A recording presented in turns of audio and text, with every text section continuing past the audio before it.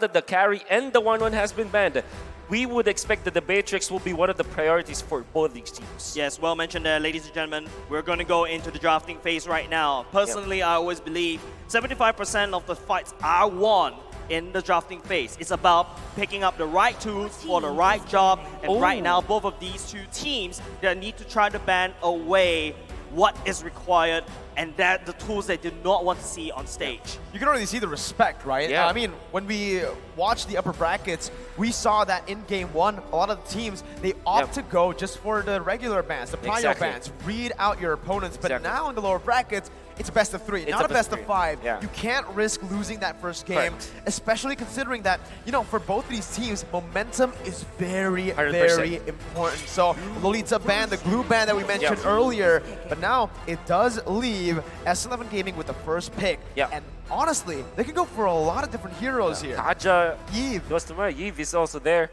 Knowing S11 though, they have now picked Kaja, but they did pick up Fredrin as well as the... Not actually, they didn't pick Eve. They only picked Eve 1, so this might be not the priority. Yeah, you're mentioning it the first pick, a Benedetta, but once again, the best part about a first pick, you can pick a Kaja, you can go for the Fredrin, you want to surprise your opponent with these flex picks. However, a Benedetta, technically a flex, could mostly go into the XP lane. In some rare cases, in certain parts of the meta, you can bring it to the jungle. This will be the first time that S11 will actually deploy the Benedetta. That's why I'm surprised about it. They did ban out the Lolita, which is also twice picked by RSG out of their 3 games. Now, I would expect that the answer for RSG might be somewhere along the lines of Eve and Claude, or like Eve and Beatrix, together with maybe Fredrin also as a choice. Diablo finished second in the MPL SG Seasons 1 and 2, and finally won the Champion Season 4 with the Finals MVP award. Okay, big news right here, ladies and gents. MPL Singapore, Lozy is very, very comfortable with this show. I would argue it is one of his signature picks back at home. But apart from that, the Martyrs is also picked up by the side of RSG, something that Bray has used in other world stages. However, is that what I heard, Wolf? Oh man, we didn't see the Yves along the group stages, but now, like we mentioned, right, maybe S11, after losing the 2 games, or just the first game against the Valley, they started to just hide their strategies. Now that's finally coming out again in the lower brackets. We didn't get to see the Yves. For the mid lane, it does feel like they have gone for more of these aggressive kind of mid laners, like the Kadira. But now, with Yves in their hands, they're going to be able to control that mid lane really well, put some pressure down, and the poking and utility coming in from this pick is going to be massive, especially up against the Cho and the Martis that we mentioned earlier. That is going to be quite a threat, right? To end up the drafts, they pick up a Lilia, which is a pick that we haven't seen a lot here at M4. Yeah, and Burko and Wolf, just to let you know, this is basically comfort zone for RSG. Firefly on the Lilia, Lozy on that Cho, Bray on that Martyrs. These 3 heroes. Technically, RSG is just showing, hey, this is what we're going to do. We're going to burst you down very quickly, create this zone of area of denial. And then, you know, the Martyrs could come in, use the fact that I'm immune to all the CCs. I'm going to try to take away these neutral objectives. On the other hand, S11 Gaming, I feel like their team, Wolf, correct me if I'm wrong, it feels like it's very team fight based. Yeah, they definitely want a team fight as well as punish whoever is in front.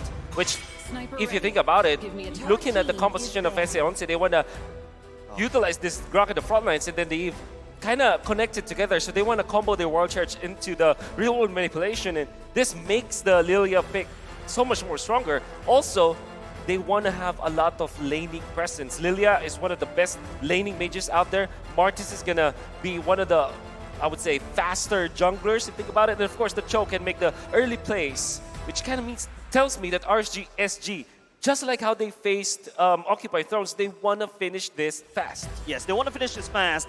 Most of these heroes that they pick currently, Power Spike at level 4. Well, technically, except for Lilia, Power Spike at level 1, because you can just shove your lane and then provide support from the rest of the sides. Apart from that, I'm looking at a lot of marksman bans. Take a look. RSG has already taken away my favorite Leslie, and S11 bans away the clock. Another thing I played. Oh man, and on top of that, you already have the 1-1 that was banned earlier and the that's carry. your favorite. Right? My favorite too coming out. So there's already 4 marksman bans in total here by both of the teams. RSG banning 2, S11 banning 2. This leaves open just a few other marksmen that's been really showing up in M4. Yep. You know, this is weird. Harith. It's non-marksmen that are actually now up for grabs That's for both right. S11 and RSG. But Yeah. from S11, it does feel like they have a little bit more to play with. Yeah. Meanwhile, Baby Cakes, I think if S11 goes for the Beatrix ban, we're going to really see Baby Cakes struggle in the gold lane. He banned out the Irithel, a pick that I was about to save for Kai that has worked for him. Well, it will definitely work for S11, but at the same time, RSG wants to take that as well. I'm really curious on what they will choose now. Maybe they will go back to the Harith, but that means that they will have an overload when it comes to the magic damage and maybe some true damage, but they will lack in physical. I'm sure that the Martes will not build up damage, want to build up sustain, so that might be a problem now for RSG Singapore. That's why I really find this very confusing and why they opted to go for the ban on the Irithel. Maybe they are interested in taking the Beatrix instead. Maybe they might just want to actually, like, for S11, looking at that, it's time to ban the Beatrix, right? You know exactly what RSG are going for. Yeah, but I mean, if you are RSG, during the group stages, Baby Cakes has pulled out a lot of Beatrixes. Baby Cakes, his prime, trademark is that he likes to go towards these late game marksmen, right? He likes to play safe. Well, technically, a Beatrix could play it safe with the Renner shots, but I feel like Beatrix is not really his comfort. He's better at, the 1-1 when he was superior in the MPL SG stage, but now it is the bans going in to be locked in by the side of S11. It is going to be banning out the Lapu Lapu. I think at this time, right, at this point, if you're RSG, you really need to get that gold laner onto your hands. Yes. Because it's going to be really risky to let this go, considering that, again, yes, Baby Cakes likes to carry into that late stage. They go for the Beatrix here, and it just, it has to be, right? With all these gold lane bans, it's just very, very evident that they need to pick this up. But now for S11, looking at their bans, it does feel like they want to play into this. They wanted Baby Cakes to pick up that Beatrix. Why? That's the main question I have in my head right now. Maybe they want to go for the Yuzhong, but they already have the Benedetta. They need to find someone that can dive through the Beatrix as well as output the damage to kind of burst down this Lilia, because you don't want this Lilia to have a chance to reset the stacks and reset his charges of the glooms, right? So you wanna find an XP laner or maybe a jungler that can burst together with the marksman, maybe a Clit or a Harith. That's the only 2 heroes that I can think about. Maybe Brody if you're thinking about burst. Oh, well, they go for a Not only Granger. does that, Merkel and Wolf will be seeing another Granger match. I believe he's only picked once, and I think it's also by S11. Falcon. A Falcon, It right? was Falcon. Taking a leave from another team. They are adapting, and this is exactly what we want to see on a world stage. I love it. Love it, but then again, it exposes like the Yuzhong pick, for example, for RSG Singapore, because now you have a anti-marksman composition. You have burst with the Lilia, burst with the Beatrix. I think it's telegraphed. The way that this happened for the side of S11, they banned out Lapu Lapu. Surely that's a anti-marksman, anti-Eve, but that left open the Yuzhong, and they kind of exposed their draft. The way that I see this is they picked up the Brody and the Granger because we were looking for burst, right? You want to take down the Lilia as soon as possible, and that fits the bill. However, that opened their draft to a Yuzhong answer, which is now all of a sudden a very valuable pick. That back line is going to be very, very vulnerable to the engage from, like you mentioned, the Yuzhong, but on top of that, the Cho, and even to a certain extent, the Martis and Lilia. Remember, this is such a dynamic draft from RSG that can dive to the back line, but can also play it front to back. That's what S11 needs to get under their win condition, right? They need to understand that before they get into game and before they head on for these skirmishes, especially early game, where the Granger is very susceptible to those ganks. All right, with that said, ladies and gentlemen, the first match of the day, it is RSG going up against S11. This is a best of 3. Loser will need to go home. It's gonna be about the burst potential coming out from S11, the way that they should be comboing up their 2 marksmen. But for the side of RSG Singapore, if they play this correctly, if they play team fight, play objectively, it will be an easier game for them, at least in execution. But of course, execution is different, you know. You can already see early on how they've opted to actually play out the lanes here is with a leash, right? The Brody helping out the Granger, and also on top of that, Erwin was actually able to just buy some time in the gold lane by putting the wall down, but it does seem like right now it is RSG who are pushing the pace. With 505 and Bray already in enemy jungle, this is what you need to do up against something like a Granger. Yeah, Lozi really need to use the fact that the Cho could be very annoying against the enemy jungle, but Erwin on the other hand, as that Grok could be annoying as well. The first skill does a lot of damage, so it's up to RSG to make sure that Bray gets to level 4 untouched. Once he unlocks the decimation, start going for this early, turtle objective. We saw in the team head-to-head earlier, right, Wolf? The fact that RSG really prioritized these neutral objectives very quickly. However, S11 though, they are bloodthirsty. I'm gonna be feeling it for RSG Singapore. They to make Lilia reach level 4 as soon as possible, the first turtle fight, which kind of tells me that S11 might consider getting Erwin to his ultimate fast. So maybe they put him in the mid lane and then put the Eve in the top lane so that they will have 2 ultimates available, the real world manipulation as well as the wild charge. That is their key if they do want to contest the first turtle. Yeah, but Wolf, I feel like right now, if you notice the rotation of S11, Kai is trying to walk towards the turtle. Baby Cakes, on the other hand, being the late game marksman, would love to stay in lane. But now RSG, S11, they're actually gearing up for the fight right here. Look at that, Bray's already on that turtle for now. Jotun finally getting that level 4, has the ultimate, but Bray and Lolzy are controlling it. Lolzy jumping in, that's going to be the final blow to the back line. Is Papa's going to be able to find that, but the Petrify connects by Diablo onto Jotun, who's still committing onto the turtle. That was reset perfectly by RSG. S11 still going at it. They want to look for it. The steal will not come down for Papadog as Lolzy is able to use the Way of the Dragon to zone Papadog away. Wolf, do you see that? I thought it was like, what? They're putting so much damage on top of the turtle, but the turtle somehow just doesn't refuses die. It's like an Estes healing that turtle. Do you see that? Yeah, I did see that. And whoever made that play, I don't know if it's intended, like crazy amount of like planning for that one, or maybe it's just happenstance, but either way, it worked in favor of RSG Singapore, who had the better experience. Now, I'm not talking about like actual experience, I'm talking about in-game experience, where Lolzy already had his ultimate up, he had the flicker, he didn't manage to land it on a good hero, but then again, they still managed to get their position and settle a territory around the turtle area. Unfortunately for S11, they had to use Jotun in the mid lane, the jungler, so that he'll get to his ultimate. And that meant that Erwin will not have his. They didn't have wild charge in that team fight. Yeah, there's a lot of things that could have went wrong for S11 went wrong. RSG already just somehow did that weird turtle reset, and they've also got their items in. Just now I saw Baby Cakes already slowly waiting towards, oh, Diablo. 2v1, able to find a trade, but Jotun gets the kill back on top.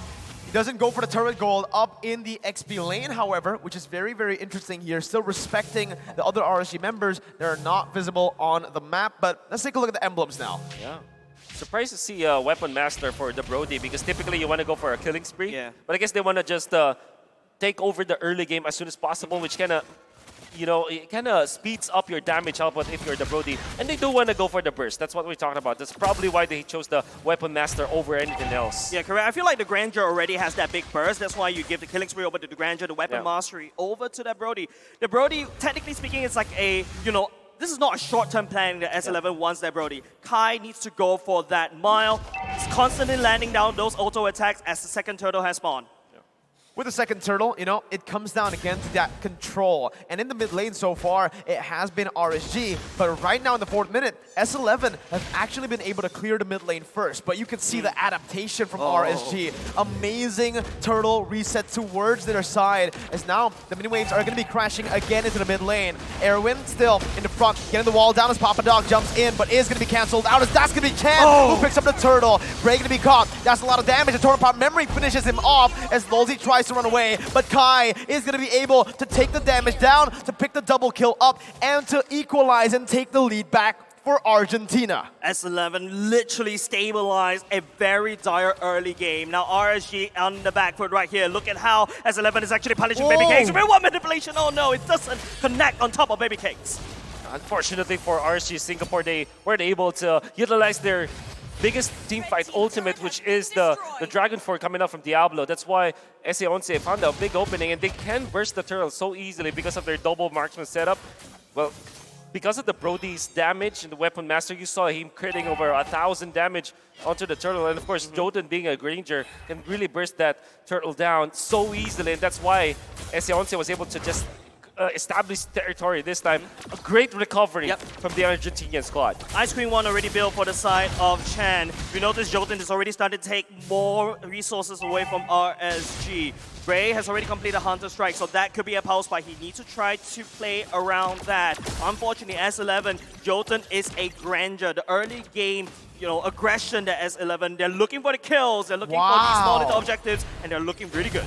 What is that stat line? Well, remember, S11 only won 1 game in the groups, and Kai has only suffered 2 deaths this M4. That's insane. That is insane. To think that they are losing the games and they're actually playing like long games as well, like 14, the north of 14 and 15 minutes. And aggressive comps. Aggressive comps. This is impressive amazing. positioning. Very impressive coming out from Kai, and never doubt his choices now. Brody is proving to be a good pick for S11. Yeah, but I think, going down this real world manipulation super early on, that big ultimate, big teamfight ultimate is going to go on cooldown, especially when the third turtle, the last turtle, that will spawn very quickly. RSG, on the other hand, they're desperately trying to shove that way, but Chen, using that real world manipulation, cleared it off, leaving Firefly with only a bit of HP left. Well, we'll see. Once again here with the mid lane control, S11 have the priority on the turtle. Lolzy trying to find an opening here as he pops into the seal, but it's going to be cancelled out. Lolzy going to be able to find the flicker, but it's going to be stunned up now. That's the retribution by Bray. Jotun to be caught. Has a Detonata, but it's going to fall towards Diablo, who's able to dive into the back line. Bray with a Decimation 2 finds another, and it's a 2-for-1. It's only the Roamer falling for RSG, and they've taken a turtle. Good news over the side for RSG. Don't forget, they entered the team fight 4 versus 5. It is Firefly that need forced to go back and reset. However, because S11, they don't have the real world manipulation, opting to use it to clear the waves right off the bat. They don't have that big mega control. And don't forget, Lolzy coming in at a nice angle right there, Wolf. Yeah, going in, knock up 3, that is good enough. I definitely want to attribute that to the experience that RSG has outside of the game, because that was wonderful positioning from Lolzy. Uh-oh, 505 going to be caught here. Doesn't have the black shoes to get out. A good snipe by Baby Cakes, but Kai, again, going to be able to find that kill. Baby Cakes with one more hit. Kai's going to be punished, overstayed just a bit. And Baby Cakes, when you give it an inch, he takes a mile. That's Kai's 3rd death in this tournament. That's exactly what we want to see from Baby Cakes, right? Beatrix finally popping off. I'm really happy for him. Don't forget, he's also playing with somewhat of a disadvantage. He's not on stage right now, unfortunately, but he will be playing from the hotel because of COVID. Yeah, what we saw from back-to-back instances where RSG won is the difference between the experience of the two teams. The first fight is Lolzy as well as Diablo made the S11 panic, and you see Jotun just desperately try to secure that turtle. Unfortunately, they didn't have the advantage. And afterwards, you saw Kai. He was so desperate into clearing that wave that he sacrificed his life. In exchange for one cart, one cannon, he lost his life and claimed his 3rd death. Yeah, we've seen how damaging one auto attack is. Now we've seen how damaging one siege minion is right now. Now the map state a little bit reset, just taking a look at the kill lead, 5v5. In terms of goal lead, not too far apart, but the first lot has spawned.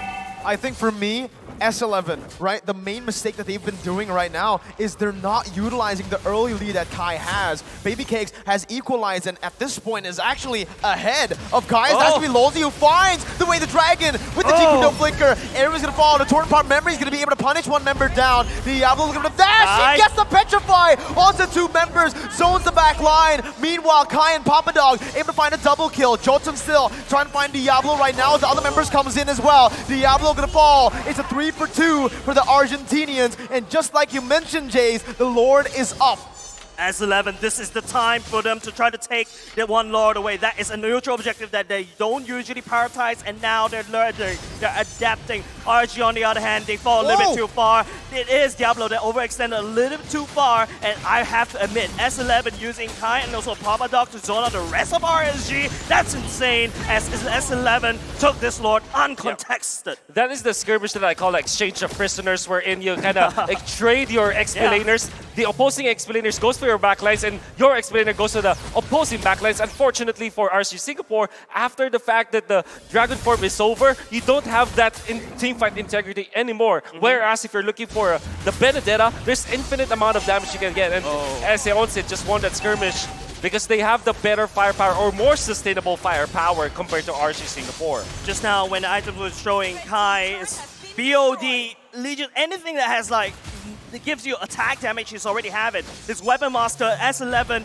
Kai needs to be respected. Just take a look at how fast he's just dismantling RSG one by one in terms of these turrets. It's looking very bleak for RSG.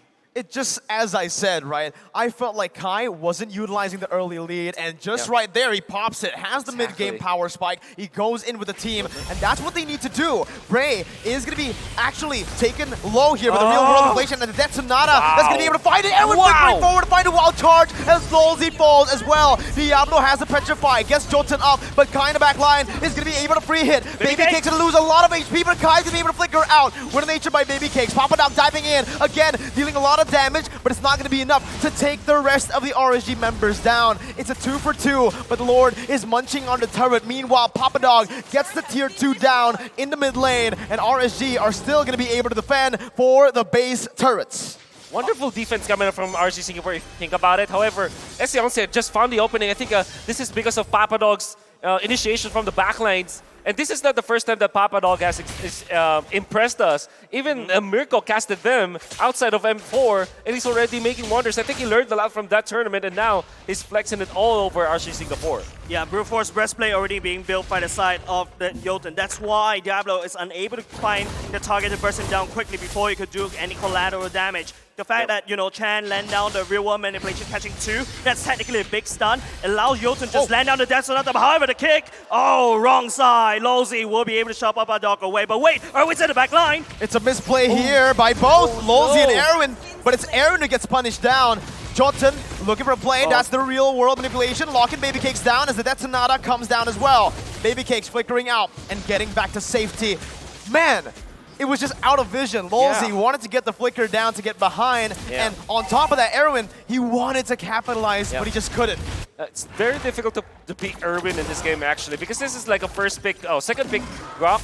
And you can see RSG Singapore, they have so many answers to that. Even just the presence of the Lilia as well as the Beatrix make it so difficult for Erwin to initiate with the Wild Charge without the flickers. That's really what happened in there too. That's right, 10 seconds. It's going to be the Lord has spawning very, very soon right now. S11 is actually mostly doing the fight in RSG side of the map. But wait, here comes the Death Sonata. Lolzy's got to be careful here. That's a lot of damage being placed onto him. That's the Roamer though. That's a big ultimate burnt down. 1 for 0. Jotun almost just bursting 505 down. Baby Cakes looking for a snipe, but S11 right now, 3.3k gold lead. They're on the Lord with a one-man advantage. Erwin locking away Bray, not even allowing him to step into the Lord pit. He could just go in and try to take the steal, but the RSG decides to give it up over to S11, and this is looking very bad. A wonderful Lord dance that was choreographed by S11. You might not have noticed it, but it was actually Papa Dog going for the longer lane. So the top lane is called the long lane when the Lord is on the bottom lane.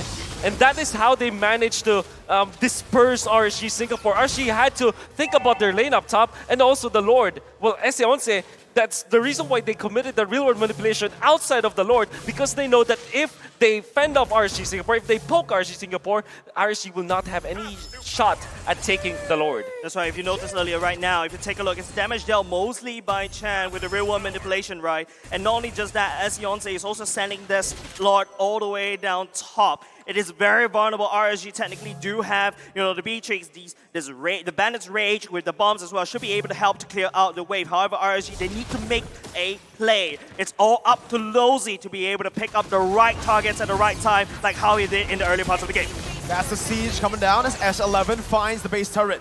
Bray gonna be zoned away. Lolzy trying his best to look for that Jikundo, but it's gonna be punished in the end. That's a flicker forward. Kai almost finding the kill out to Bray, who's still gonna be able to get out. Kai dealing a whole lot of damage to 505. His Baby Cakes here is not gonna be able to defend the mid lane turret. Erwin flickers forward, finds the wild charge, and that's the Petrify to follow through. But in the back line as well, RSG are going to be able to find the two marksmen from S11. Erwin going to fall to the decimation as that's going to be Bray picking up a triple kill. They're looking for the Maniac. Bray is walking them down. Papadog and Chan able to get out with the utilities. Lolzy jumps in, not able to find the Jikundo. Chan still just kiting back, dealing damage. Lolzy forced to back away. RSG have won, but they lost 3 base turrets. It's a very expensive loss, Wolf. RSG, that was a good defense, but they need more. You saw how hard it is for Lolzy to just step forward, and you saw how confident Kai is on this Brody. I think this is like a hidden ace in the sleeve. Yeah. And Baby Cakes just survived long enough. After the initiation coming out from Erwin, there's some hesitation coming out from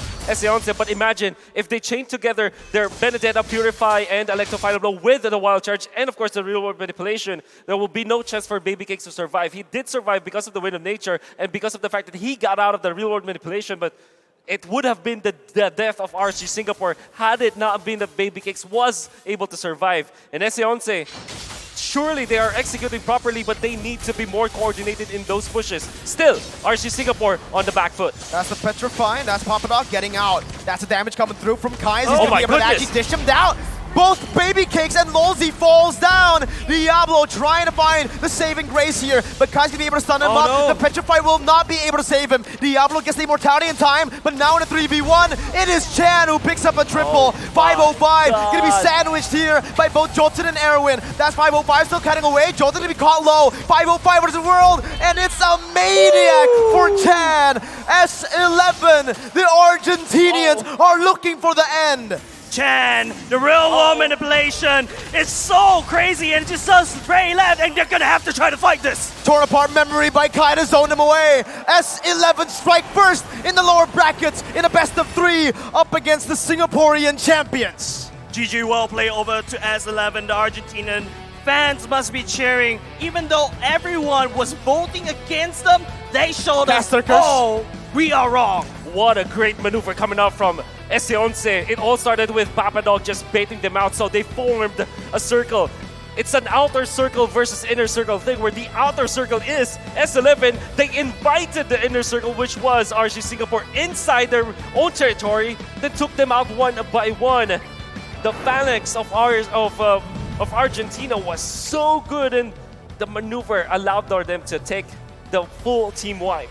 S11, what they did in this game was just punish, right? They continuously just punished RSG SG right now. And as you can see, RSG SG, it feels like, we mentioned this in the draft, they had a more multi-dimensional draft, right? Where they could actually dive, they could front and back, and they could also just play it sieging down the turrets. But they did not do that. Instead, they just went for fights, and they followed Lolzy into a lot of these crazy engages that just did not work out for them.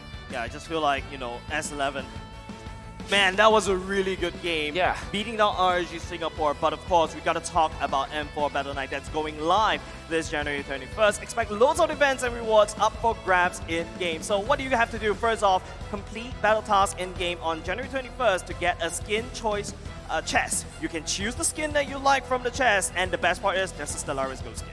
And aside from that, battle bonus awaits you on the same day. Play the matches and you'll get a team star protection for 3 matches, double star raising points, double the protection points, double the XP, and double the BP for 5 matches. And of course, we're not stopping here. Free access to every single heroes in the Land of Dawn, and loads of epic skins will be available on that very same day. So save that day, log in to the game on January 21st, enjoy the match with tons of rewards. Let's all celebrate and for a championship together, including with your friends.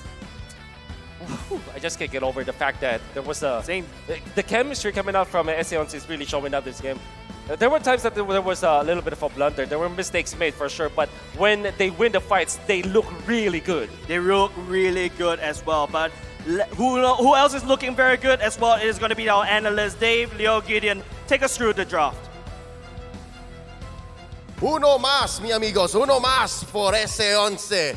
Welcome to the analyst stand. At your service, my name is Leo, joined here by my amigos. This is Dave, and that's Gideon. Let's first talk about the draft. RSG SG looked solid to start, but S11 seems to have found a way to make the double marksman lineup work.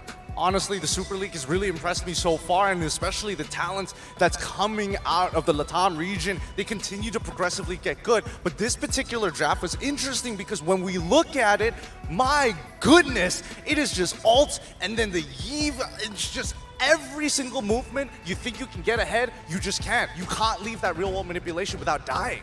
Yeah, absolutely. We talk about how synergized this ultimate, how deadly it can be if they used in synchronization, and that's exactly what S11 did. It seems like in game one, they are the team that's more open, more brave to do what they plan to do. Whereas if you look at RSG Singapore, they started off very strong, but they're kind of nervous through the mid-game and lost the grasp of how to engage and how to follow up as a team.